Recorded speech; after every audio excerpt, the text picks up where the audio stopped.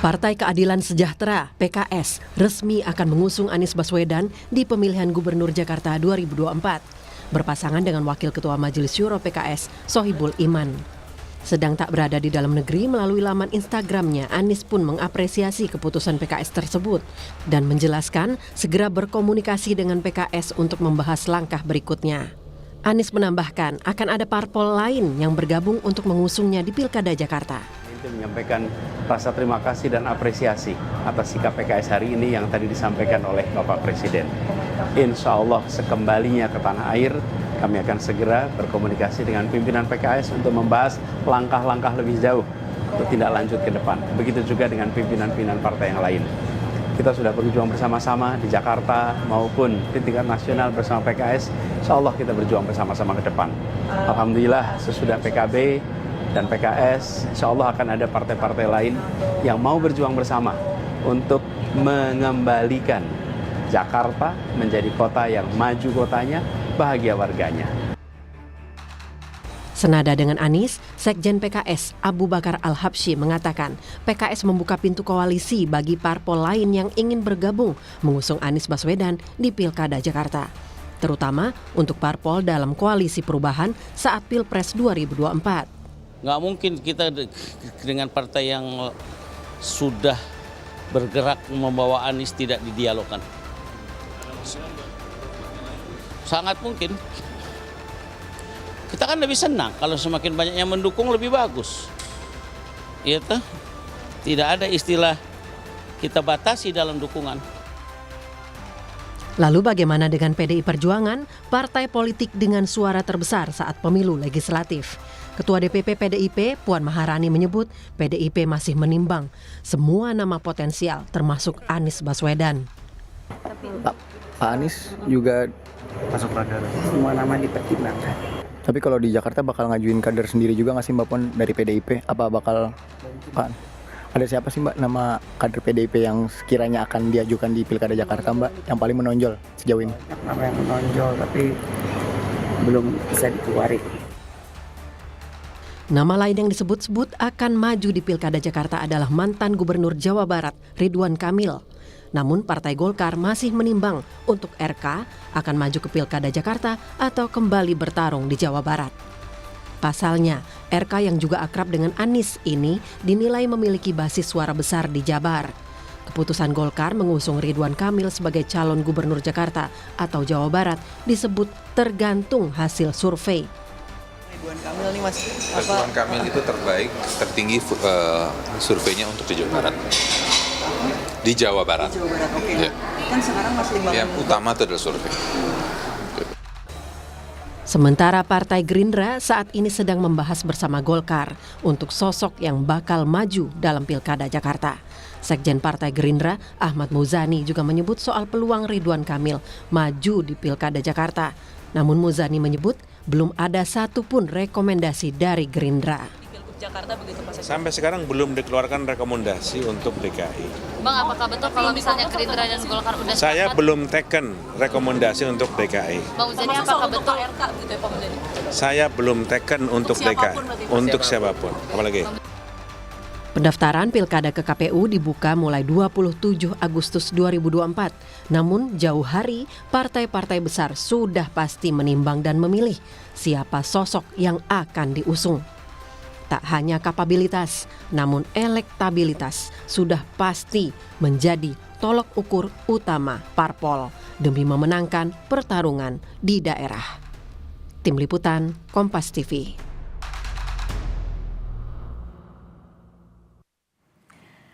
Ya, nama Anies Baswedan lagi-lagi ramai diperbincangkan. Basis suara yang besar di Jakarta menjadikan Anies layak kembali diusung partai politik pendukungnya pada Pilpres lalu.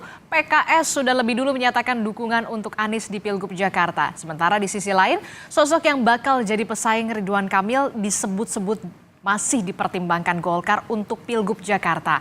Lalu bagaimana pertimbangan Golkar? Dapatkah kelak Anies melawan RK merebut kursi Jakarta 1?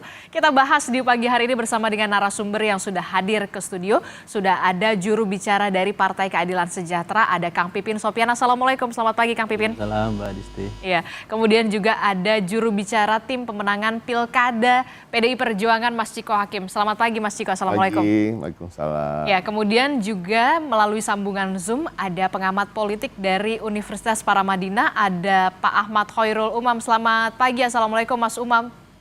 Waalaikumsalam, selamat pagi Mbak Disti dan Ya, Ciko. nanti juga kita masih akan bergabung dengan dari Koalisi Indonesia Maju, salah satunya ada dari Ketua DPP Partai Demokrat, ada Pak Herman Hairon yang kami masih mencoba untuk menghubungi beliau. Tapi saya bertanya dulu nih, pertama ke Kang Pipin, ini kan kita lihat ya, di pekan ini PKS mendapatkan spotlight yang benar-benar luar biasa setelah nama Anies Baswedan ini diusung oleh PKS. Nah yang kemudian menjadi pertanyaan, PKB, PKS sudah mengusung nama Anies Baswedan. Nasdem kapan? Apakah sudah ada pembicaraan? Kan katanya terbuka untuk parpol lain. Ya, tentu tanya ke Nasdem ya kapan. Okay. Tapi kalau pembicaraan ada ya. Kami sebelum PKS memutuskan untuk mengusung Pak Anies dan Pak Sohibul Iman, kami juga sudah silaturahim ke Nasdem Tower pada hari Jumat lalu ya, dan saya kira ada sinyal positif ya dari Pak Surya Paloh melihat ke depan siapa yang akan memimpin Jakarta. Karena kami melihat beliau punya pandangan yang sama tentang siapa sosok yang akan memimpin Jakarta. Pertama misalnya yang ingin kita usung dan beliau sampaikan yang punya rekam jejak yang baik. Okay. Ya, baik di eksekutif maupun di legislatif. Ya, yang kedua adalah yang punya kredibilitas dan kapasitas. Ini dua-duanya sama-sama doktor, sama-sama lulusan luar negeri. Kalau Pak Sohibul Iman S1, S2, S3-nya Jepang.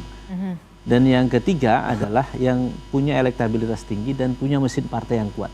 Nah di situ peluang Pak Anies dan Pak Sohibul Iman bisa maksimal di Jakarta.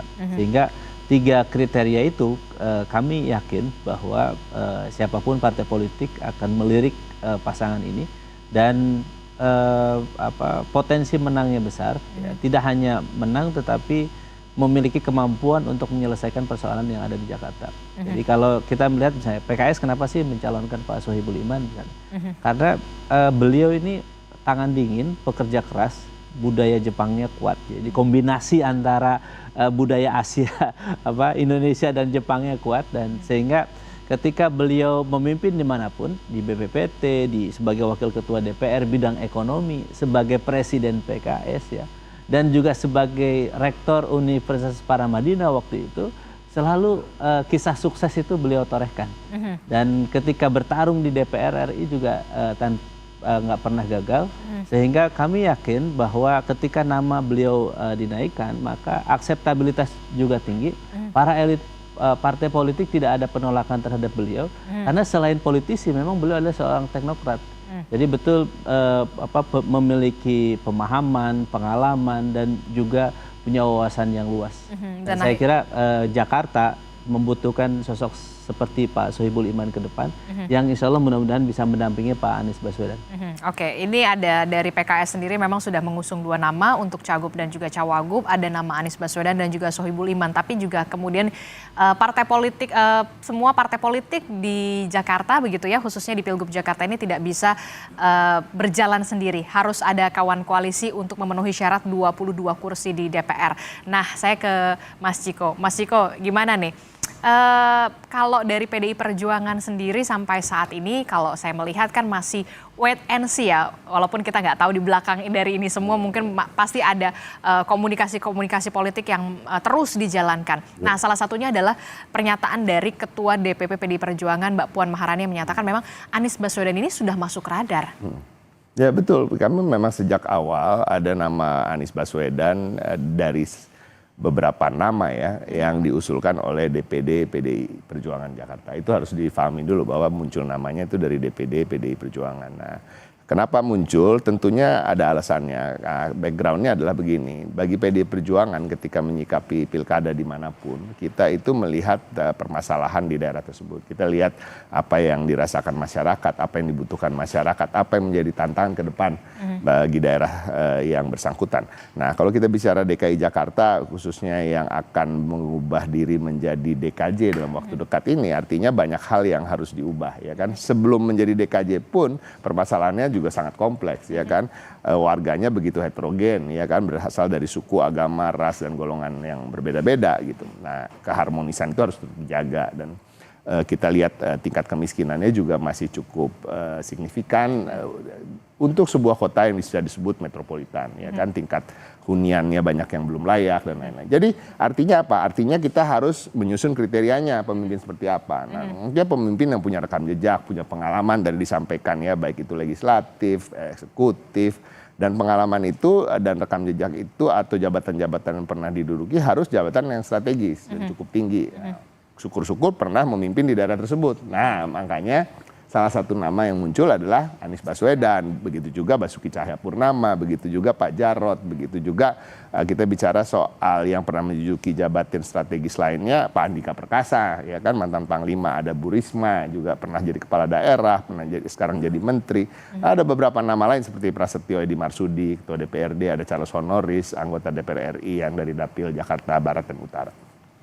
Jadi ini satu ya, berarti masuk radar gitu. Secara objektif walaupun kita pernah berseberangan, berkontestasi ya kan, saling melawan, berkompetisi, tetapi dalam kriteria yang kita usung itu nama beliau termasuk kan gitu. Tapi ke depannya memang sekarang ini, hari-hari ini PDI Perjuangan itu masih fokus untuk mengerucutkan nama. Mirip-mirip lah sama Partai Keadilan Sejahtera, mengerucutkan nama dari internal kami. Kenapa? Karena itu tadi kita merasa kita juga pernah memimpin Jakarta dan relatively sukses, ya kan? Kita juga eksistensi kita di Jakarta ini sebagai partai ini juga sangat signifikan suaranya selama beberapa pemilu, ya kan? Cuma kemarin kita dikalahkan sama Bang Pipin nih, ya kan? Namun, PKS. artinya kita pun merasa pantas untuk mengusung calon masuk nama dalam bursa cagup ataupun cawagup. Nah, ini dulu yang menjadi fokus dan perhatian kita sekarang. Baru nanti kalau ini sudah mengerucut, ya kan, diambil the best of the best. The best of the best itu dari mana sih ngelihatnya? Bukan hanya elektabilitas. Kalau kita bicara elektabilitas, jujur gampang sekali. Basuki Cahayapurnama elektabilitasnya paling tinggi sekarang di internal kami gitu. Bahkan kalau dilempar 3 nama, Anies, Ahok dan RK, yang bersaing di nomor 1, nomor 2 tuh bukan Anies dan RK loh. Anies dan Ahok.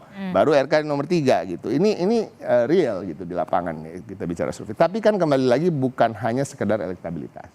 Tingkat penerimaan dari parpol lain ketika kita ingin berkoalisi itu juga harus dipikirkan. Jadi banyak hal gitu ya dalam politik ini, masyarakat kan pinginnya cepet-cepet aja nih. Siapa sih mau nyalonin siapa? Ini gitu. Mereka melihat Anies Sohibul Iman gitu. Tapi kan banyak yang nggak tahu bahwa kursinya belum cukup. Kalau PKB nggak fix, ya kan? Kalau Nasdem belum pasti kan gitu. Nah, ini juga harus menjadi pertimbangan kami gitu. Nah, kita apresiasi apa yang dilakukan oleh PKS. Itu move yang menurut saya move yang sangat baik, move sebagai partai yang memang menempatkan posisinya bahwa kita pemenang di sini, kita berhak. Ya, kita harus melakukan move yang pertama gitu. Itu sangat bagus. Coba ke depan tentunya saya masih meyakini lah, masih bisa dinegosiasi di antara nama-nama itu. Gitu, nah, ya kan? itu dia. Bisa jadi kan nama Pak Aniesnya bisa nggak ada gitu ya. Bisa jadi dari PDI Perjuangan dan Pak Sohibul Iman misalnya kan gitu. Atau nama yang keduanya gitu kan, masih ada negosiasi. Atau ada poros ketiga gitu kan, PDI Perjuangan dengan Partai Kebangkitan Bangsa misalnya, iya kan? Karena PKB nggak happy, nggak kebagian namanya di antara kombinasi itu kan gitu.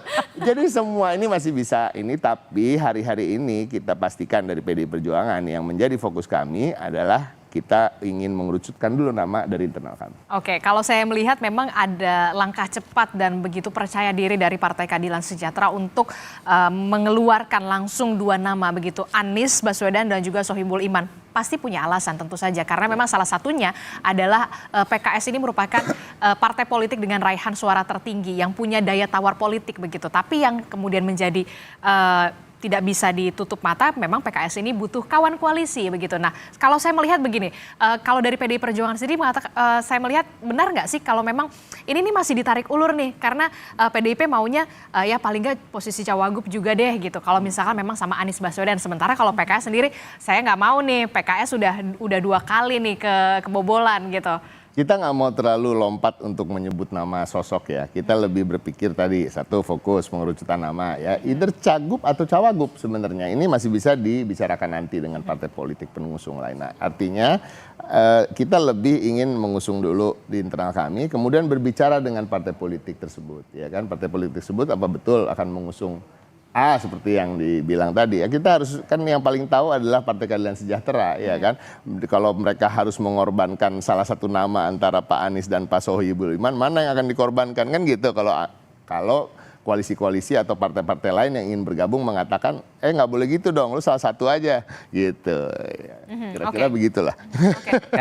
Kami ya, jadi ya kami memang yang luar biasa itu kalau misalnya kader kami yang diminta untuk berpasangan nih. Jadi tidak hanya PKS. Kalau PKS menginginkan Pak Sohibul Iman, Anies Sohibul Iman, ya wajar gitu ya. Tetapi kalau misalnya partai lain yang juga sudah berminat dan tertarik dan juga punya komitmen untuk mengusung Anies Sohibul Iman, ini yang luar biasa. Jadi saya setuju dengan Bang Ciko ya, bahwa akseptabilitas itu penting. Jadi memang elektabilitas tinggi belum tentu dicalonkan. Jadi yang kita cari adalah yang minim penolakan baik dari publik maupun dari partai politik, dari pimpinan partai politik. Nah, kami melihat bahwa sosok keduanya ini minim penolakan ya, dan salah satunya Pak Sohibul Iman ya. Karena memang beliau punya rekam jejak yang baik kemarin ketika sebagai tim kecil ya, tim 8, dan beliau ketika di Koalisi Perubahan juga diterima oleh berbagai partai politik ya, tidak hanya di Koalisi Perubahan kemarin, PKB, Nasdem, di partai lain juga beliau diterima dengan baik, misalnya di Partai Demokrat juga diterima dengan baik, di partai yang lain juga, mudah-mudahan di PDIP juga begitu ya. Dan sehingga kami sih hakul yakin ya, kami tidak akan mendahului takdir, kami akan ikhtiar yang terbaik untuk memasarkan sejak dini Anies Sohibul Iman. Aman untuk Jakarta, yang lebih aman. Memasarkan sejak dini, itu dia kalimat kuncinya. Nah, yang kemudian juga menjadi pertanyaan saya, Kang Pipin, begini. Anies ini memang diusung oleh PKS. Ada komunikasi tentu jelas antara PKS dan juga Anies Baswedan. Tapi kemudian apakah nama Sohibul Iman ini juga memang disetujui oleh Anies Baswedan dan juga PKS, memang oke, saya bersedia dengan Pak Sohibul Iman. Ada pembicaraan sampai ke situ dari Anies Baswedan? Tentu ya. Kami harus menghormati ya, meskipun domain otoritas untuk menentukan calon gubernur, wakil gubernur adalah para pimpinan partai politik.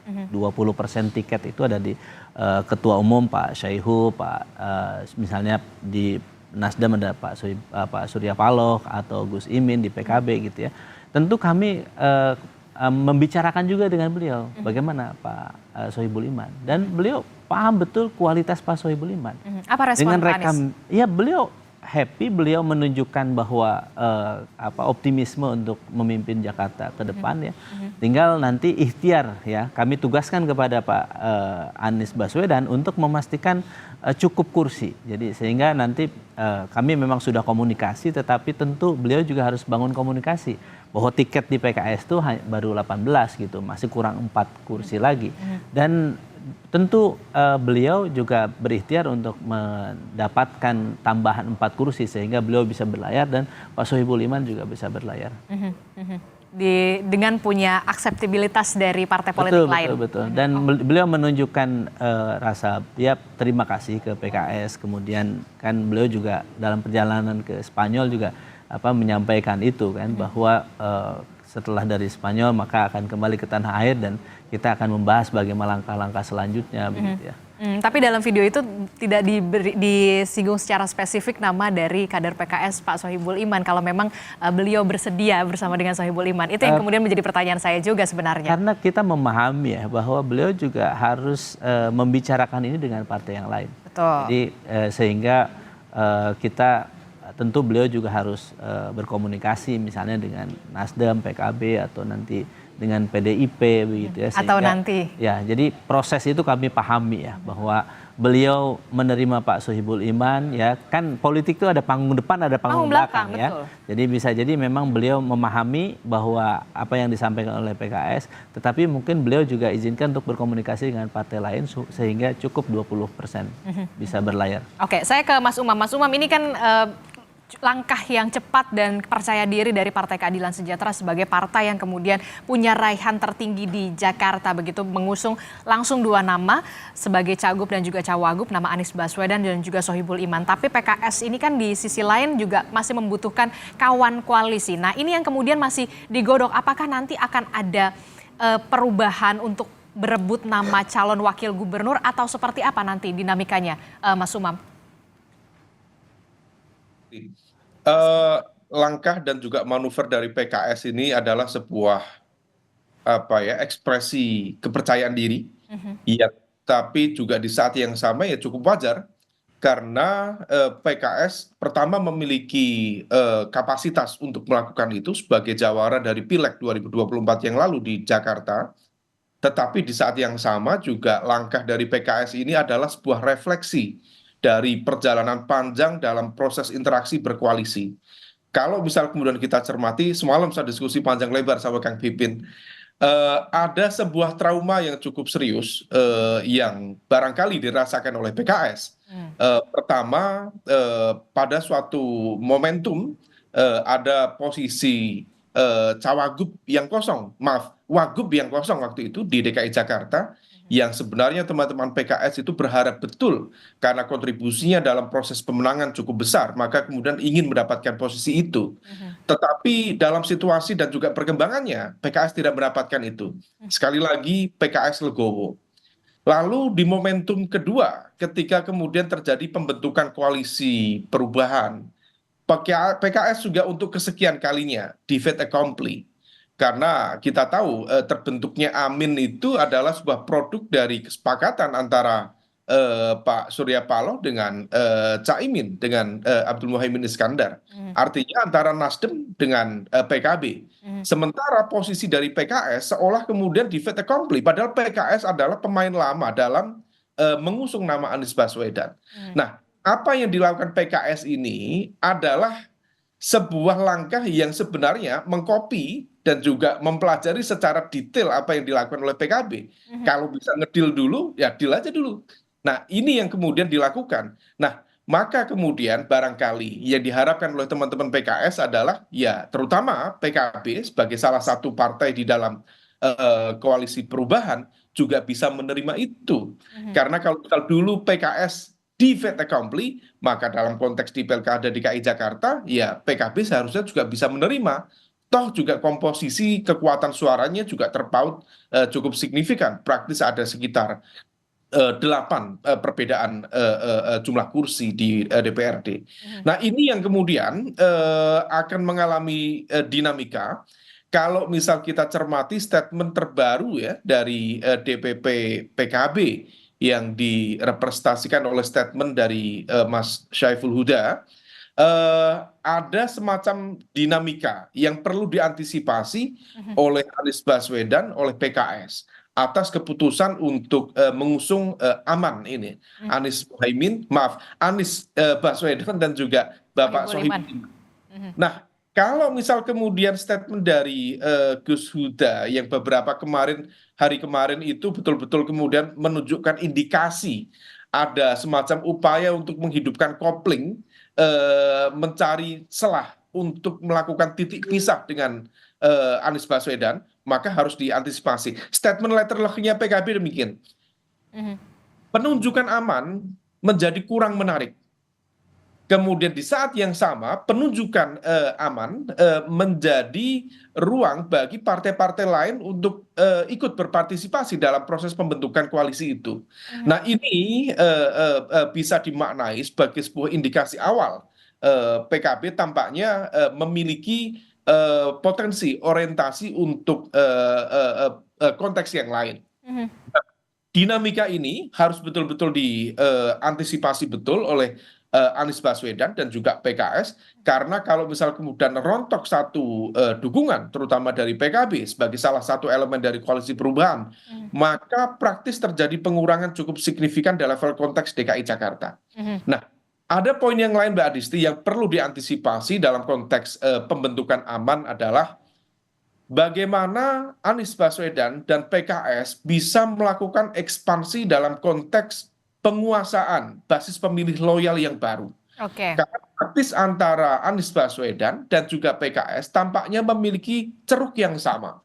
Kalau misal kita cermati dari hasil pemilu 2024 yang lalu, kemenangan Anies Baswedan di level DKI Jakarta itu hanya terjadi di Jakarta Timur, kemudian Jakarta Selatan, dan juga di Jakarta Pusat. Dan Jakarta Pusat pun sifatnya juga berimbang dengan Pak Prabowo waktu itu. Nah, kekuatan PKS juga sama. Praktis di Jakarta Timur, kemudian Jakarta Selatan. Nah, sementara di basis-basis yang lain, PDIP salah satu yang cukup melakukan perlawanan sengit itu di Jakarta Barat dan juga di Jakarta Utara. Artinya, kalau misal kemudian Anies Baswedan dan Pak Sohibul Iman diajukan, maka pertama tadi, betul-betul harus meyakinkan backup kekuatan politik terutama modal awal itu harus solid, dan yang kedua harus dipikirkan bagaimana dalam rentang waktu yang tersisa ini bisa melakukan ekspansi basis pemilih yang baru tanpa dan terjebak pada kolam dan juga kotak yang sama. Nah, ini yang harus diantisipasi. Saya yakin Pipin sudah mencoba untuk melakukan pendekatan-pendekatan itu. Dan saya tadi kalau PKB betul mencoba untuk bermanuver, nah ini akan menjadi sebuah kabar baik bagi Bang Ciko. Barangkali akan ada satu teman permainan baru yang bisa dijadikan sebagai modal koalisi poros ketiga di DKI Jakarta. Oke, saya tangkap maksud Anda begitu ya. Anies Sohibul Iman ini apakah belum sepenuhnya aman ternyata ya, utamanya dari PKB, Nasdem dan juga PDIP Perjuangan. Nanti apa langkah dari PDI Perjuangan juga, PKS seperti apa? Tetaplah bersama kami di Sapa Indonesia Pagi. Terima kasih Anda masih bersama kami, Saudara, di Sapa Indonesia Pagi masih membahas soal bagaimana dinamika politik dari Pilgub Jakarta yang nampaknya ini semakin memanas setelah Partai Keadilan Sejahtera ini resmi mengusung nama Anies Baswedan dan kader internalnya nama Sohibul Iman. Nah, kalau tadi kita sudah melihat dan juga mendengar bagaimana analisa dari Mas Umam yang mengatakan bahwa memang sepertinya pasangan Anies Baswedan dan juga Sohibul Iman ini nampaknya belum sepenuhnya aman. Bagaimana Anda meresponnya? Oh ya, kami memahami itu, kami menyadari itu bahwa 18 kursi itu masih kurang 4. Tetapi ikhtiar itu sudah kita lakukan dan sudah pembicaraan serius untuk mengusung Anies Sohibul Iman juga sudah dilakukan. Dan kami mengumumkan ini juga bagian dari pembicaraan sebelumnya dengan calon mitra koalisi kami. Dan kami sih yakin, karena bagaimanapun waktu kurang lebih 150 hari ini, waktu yang tidak panjang, ya kami ingin ikhtiarkan supaya elektabilitasnya meningkat. Karena orang memilih sosok tertentu itu butuh waktu. Ya. Dan betul. Kami berharap dengan waktu yang ada ini bisa mensosialisasikan Anies Sohibul Iman ini ke setiap rumah yang ada di Jakarta. Sosialisasi kepada warga, tapi bagaimana dengan akseptabilitas kepada PKB? PKB dulu deh gitu. PKB karena memang sama-sama mengusung nama Anies Baswedan begitu. Kalau kita lihat dari PKB sendiri mengalami saya bilangnya bukan resistensi, sedikit aduh kok nama ini ya gitu.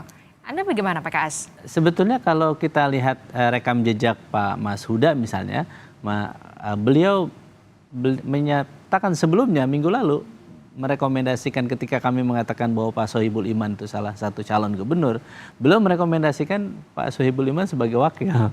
Jadi sebetulnya saat ini kemudian akhirnya PKS mengumumkan, saya yakin bahwa akan diterima. Karena bagi kami gini, kami hakul yakin bahwa setiap partai politik itu akan rasional memilih pasangan calon yang berpotensi menangnya besar. Dan untuk bisa diterima, menaikkan elektabilitas diterima oleh partai-partai, memang caranya adalah ya kita banyak sosialisasi kepada masyarakat. Karena elektabilitas disukai, mau dipilih, dicintai oleh rakyat warga Jakarta. Kalau elektabilitasnya leading ya mau betul. Gimana gitu. Ya, saya kira nanti juga bisa jadi Bang Ciko juga melirik Melirik. Aman ya. Aman ini sebagai pilihan utama di Jakarta. Oke. Gimana Mas Ciko? Iya, Aman lah, aman nggak? Aman nggak? Nggak, kalau aman belum lah ya. Aman belum, oke. Belum aman. Tapi gini, tapi yang disampaikan oleh Kang Pipin tadi itu kan bisa nggak salah juga. Karena politik ini kan dinamis, ya cair. Kita juga bukan melihat dari sisi kita sendiri aja. Kenapa sih keputusan itu diambil tadi ya, takes time gitu ya. Bukan hanya wait and see, selama wait and see itu juga ada hal-hal yang dikerjakan di internal. Tapi kan juga kita melihat sisi dari siapa yang akan menjadi lawan, kan gitu. Bukan hanya siapa yang akan menjadi kawan gitu. Nah, tapi kembali lagi semua juga yang kita anggap bisa menjadi lawan bisa jadi akan menjadi kawan. Kan ini sebenarnya sangat dinamis gitu. Nah, dengan jumlah partai yang ada di Jakarta itu dan perolehan kursinya itu memungkinkan juga untuk muncul 3 poros. Nah, ini juga bisa menjadi hal yang dipikirkan. Menarik, 3 poros yang memang kalau memang PDI Perjuangan ingin memajukan kader internalnya sebagai calon gubernur. Betul, dan itu sampai hari ini belum berubah bahwa kita ingin nama kader dari internal kami masuk dalam kombinasi nama either cagup atau cawagup.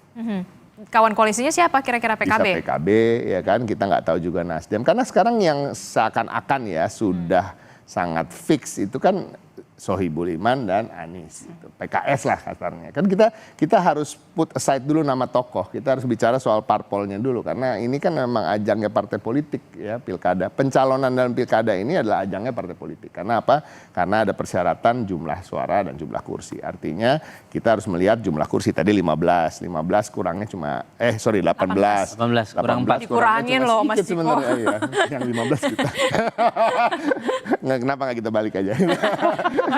Jadi intinya gitu. Jadi itu dulu yang kita lihat dan sampai hari ini walaupun PKS tadi sudah seakan-akan fix menyebut 2 nama itu, tapi kan kembali lagi masih kurang 4 kursi. Jadi semuanya masih bisa cair dan dinamis. Tapi yang bisa dipastikan dari PKS adalah kalaupun tidak mengusung 2 nama itu, salah satu nama itu yang kita harus patut apresiasi. Ya, kita harus hargai itu. Oke, menarik juga soal pembahasan poros ketiga ini begitu ya. Kalau memang betul PDI Perjuangan ingin memajukan kader internalnya sebagai calon gubernur ya kan, karena juga punya posisi 15 kursi walaupun memang harus ada kawan koalisinya juga.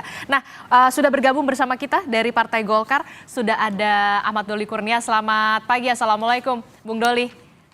Waalaikumsalam. Ya, kita dari tadi ngebahasnya Anies Sohibul Iman, Aman, Anies Sohibul Iman terus gitu ya, PKS, PDIP. Nah, nih saya mau tanya sekarang kalau dari Golkar sendiri begitu ya, bagaimana soal Ridwan Kamil? Ini kan ada juga yang cukup mengejutkan, salah satu pernyataan dari Partai Demokrat yang mengungkap bahwa Koalisi Indonesia Maju ini sudah sepakat untuk mengajukan nama RK di Jakarta, bukan di Jawa Barat. Saya ingin minta penjelasan dari Golkar sendiri bagaimana? Sudah sampai ke situ memang?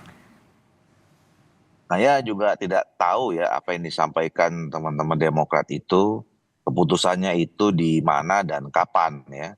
Karena setahu saya bahwa pertemuan antara ketua umum kami dengan ketua umum partai politik di Koalisi Indonesia Maju ini kan sebetulnya juga sering terjadi ya, atau bahkan komunikasi informal juga mungkin hampir setiap hari mereka berkomunikasi gitu. Nah, informasi yang kami dapatkan tentu dari ketua umum kami ya, bahwa sebetulnya sampai saat ini untuk Jakarta dan Jawa Barat itu masih kita menunggu, masih membutuhkan waktu. Dan memang yang waktu itu masih cukup ya, masih sekitar 2 bulan lagi. Yang kita akan melihat perkembangan, mencermati gitu. Nah, jadi sebetulnya kalau pertanyaannya apakah sudah ada keputusan atau kesepakatan, setahu saya belum ada. Nah, tapi kalau posisi Golkar sampai hari ini kami tetap memandang ya bahwa idealnya Ridwan Kamil itu lebih baik dicalonkan di Jawa Barat ya, dengan berbagai pertimbangan yang sering saya sampaikan. Karena termasuk yang utama kan ya dalam kompetisi ini kan orang semua mau menang ya. Tentu kalau mau menang kita harus berhitung siapa calon-calon yang memang betul-betul kompetitif dan bisa punya daya akseptabilitas di tempat kita ingin berkompetisi itu gitu. Oke, kalau memang berbicara soal menang, ya Golkar memang mau menangnya bersama Ridwan Kamil di Jawa Barat ya, memang sudah jelas begitu ya, memang playgroundnya lah istilahnya gitu ya Bang Doli ya.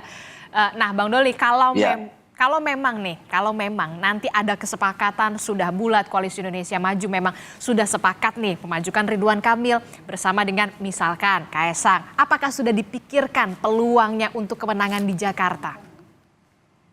Ya kita belum bisa mengandai-andai, ini kan semua hitungannya harus pasti ya, dan kita nggak bisa mengatakan kalau nanti seperti ini, kita harus menghitung,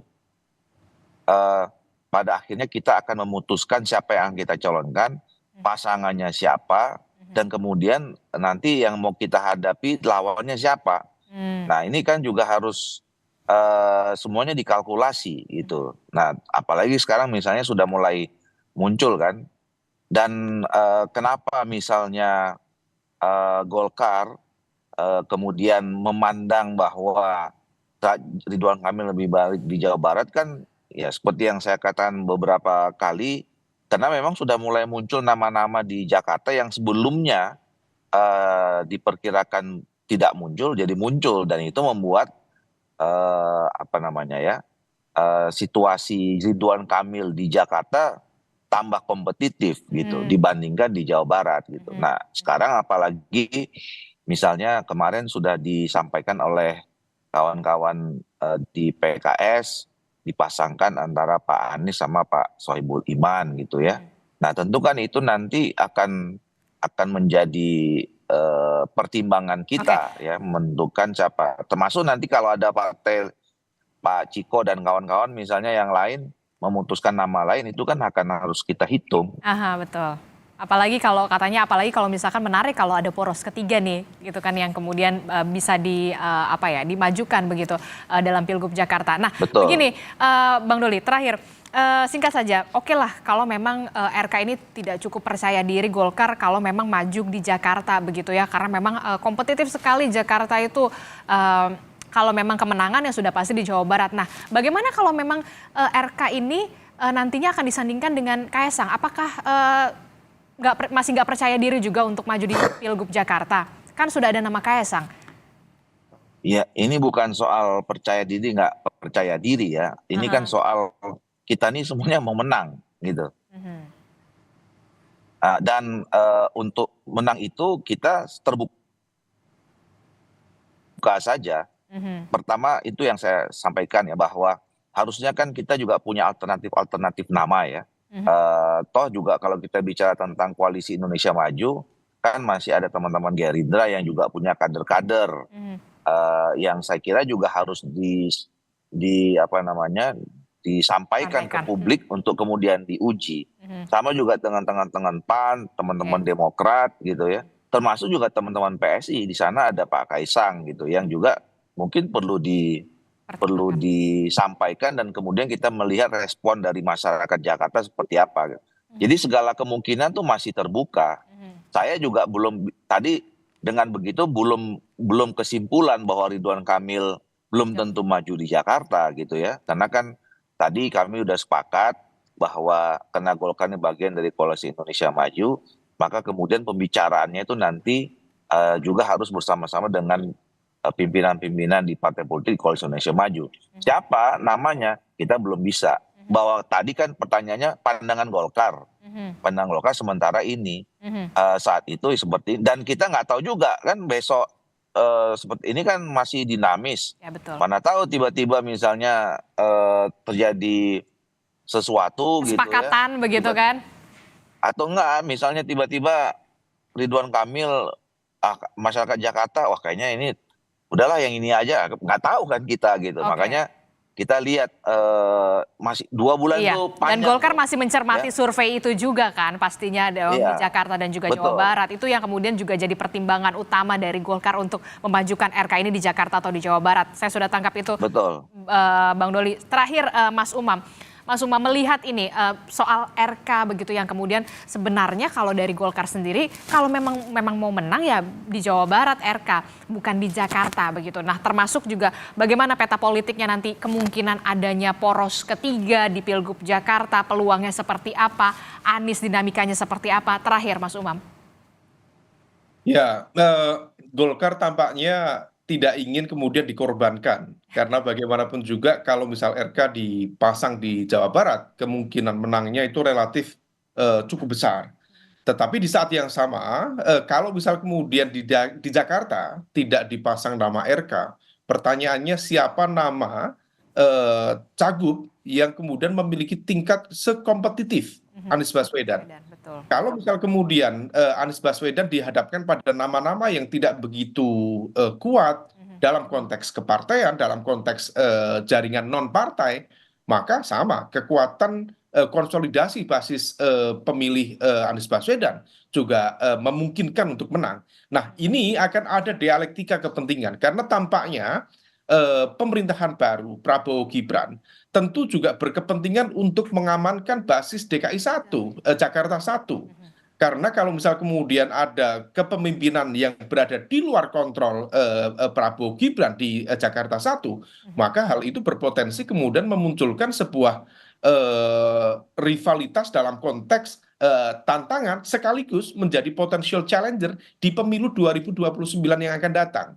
Nah, kita bisa memahami kontestasi kepentingan itu. Di satu sisi potensi kemenangan dari Anies Baswedan, let's say dengan Pak MSI relatif terbuka, kalau misal kemudian konsolidasi kekuatannya bisa dilakukan secara optimal, tetapi Koalisi Indonesia Maju akan melakukan segala cara untuk menghentikan itu dan juga untuk memastikan bahwa Jakarta tetap berada di bawah koordinasi dan juga kendali Koalisi Indonesia Maju.